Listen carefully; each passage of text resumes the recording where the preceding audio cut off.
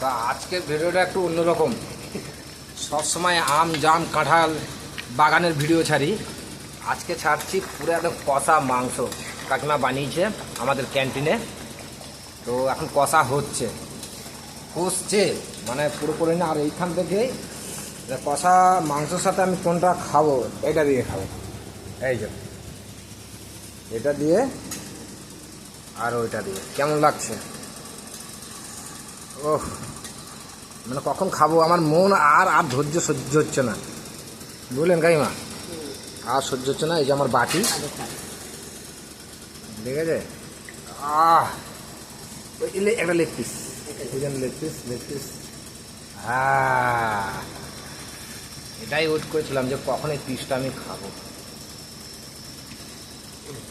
যাই হোক, তাহলে হয়ে গেল, তাই না কাকিমা? তাহলে এবার এটা আমার হচ্ছে খাওয়ার। অনেকদিন পর খাওয়ার ভিডিও আমি ছাড়ি না চট করে, কিন্তু এই লোভটা মানুষ খেয়ে তো হেগেই দেবে, কিন্তু এই যে ভিডিওটা তো রয়ে যাবে, তার জন্য এই ভিডিওটা বানানো, আর অন্য কিছু না ভাই।